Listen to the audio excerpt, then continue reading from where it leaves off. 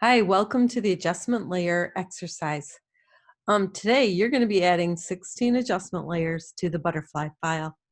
We are going to go through 6 together on this demo video, and you're going to add the rest of the 16 on your own, exploring, taking notes, because what happens is we're going to add an adjustment layer and there's a property panel that automatically pops up once you add this adjustment layer, and you can fool around with dialog boxes and buttons and sliders, and for each one of these adjustments you're going to have variables that you can use to affect that layer.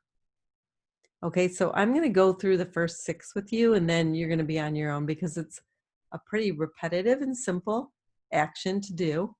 And this is all, there's no right or wrong here. So this is an exploration day, and you are going to be exploring the adjustment layers.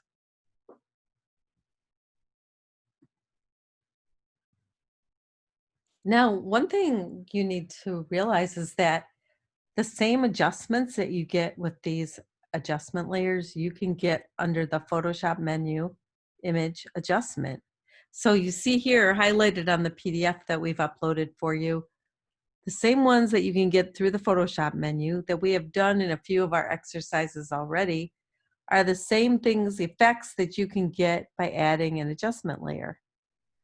The only difference is the ones through the Photoshop menu, when we affect the actual image, that's called a destructive edit because you're changing the pixels forever. When we add an adjustment layer, that is a non-destructive edit. And what this does is that you can copy and paste these layers into other images. Let's say you have a series of images that you're doing an advertisement for, and you want to have the same effect on those multiple images. You can paste these adjustment layers into new files. So there are many advantages of doing it this way, of doing the adjustment layers. But mostly it's a non-destructive edit, and you have a history of it, and you can use it, and you can save that and use it on other files. So that's one of the reasons why we do that. So what I would like you to do now is open up your butterfly file and save it with your last name, _butterfly, and save it as a PSD file so we can see all those layers that you're going to be adding. So that is a Photoshop file. Scroll here, grab Photoshop. I've already put on the PSD extension and save.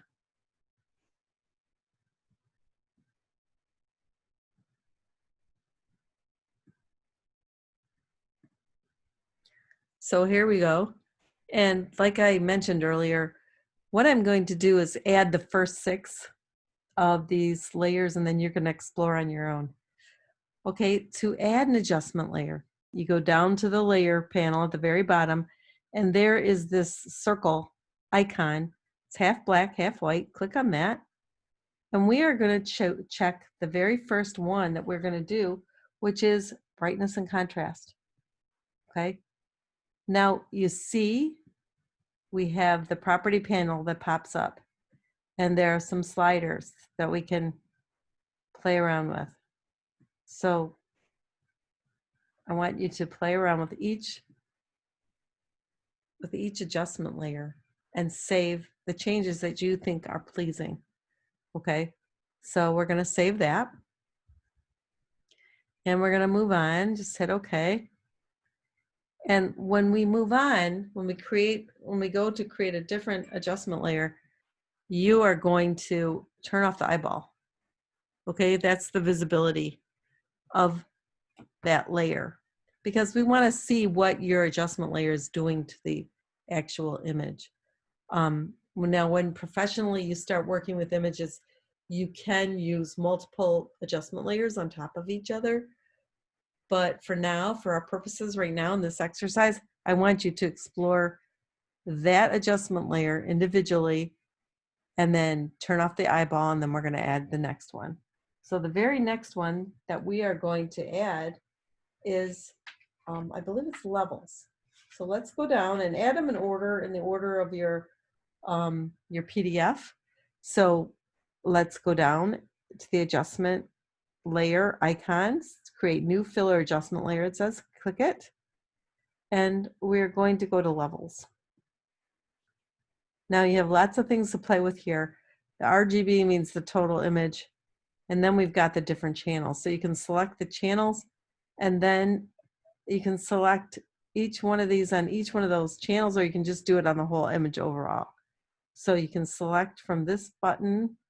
There's a bunch of variables. So I'm going to go midtones darker, and then we can move the sliders around to affect that image. And I'm going to save it there.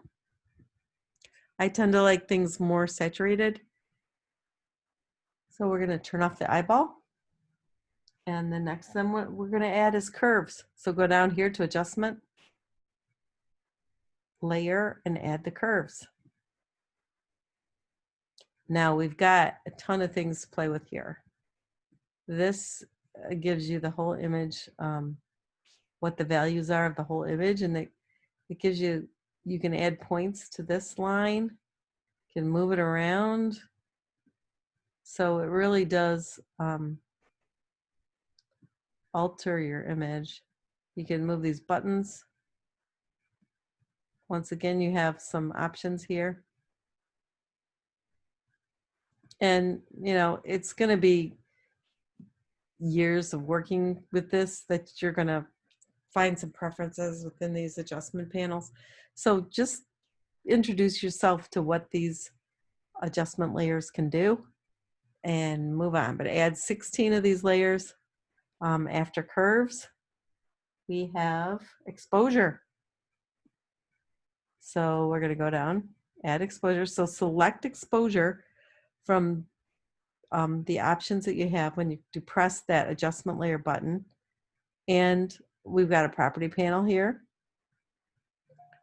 And you're going to move, this is the light tones, how it affects that, the medium tones, and the dark tones. And also, of course, we can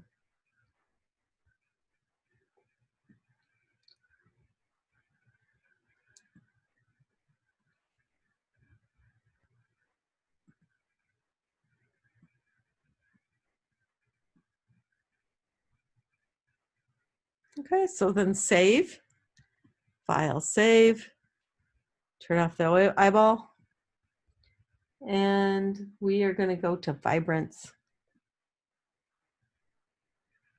Oops, sorry, excuse me. Adjustment layer and select vibrance. Okay, now you've only got a couple sliders here. So you can move those around.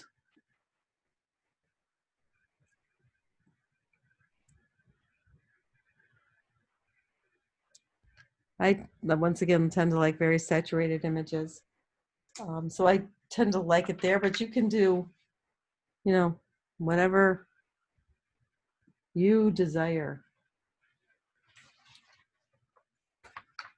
The vibrance modifies the vibrance of an image in two ways. The saturation slider evenly increases the saturation of all the colors in the image. The vibrance selects them more selectively. So you can see that.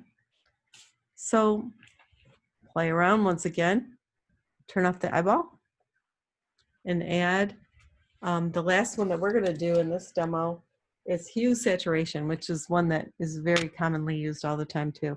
So once again, come down, select hue saturation, and you have the sliders.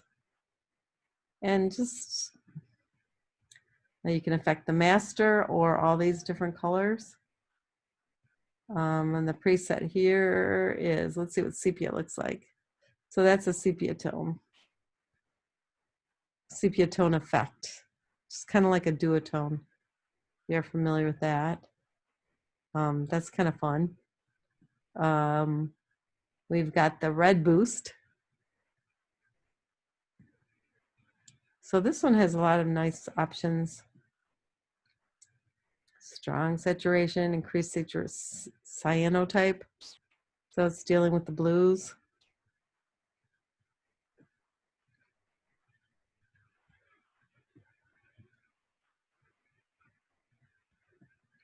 So don't forget to work with as many options as you can or you feel comfortable with. Take some notes. And don't forget to turn off the visibility, which is the eyeball, as you move along. And save.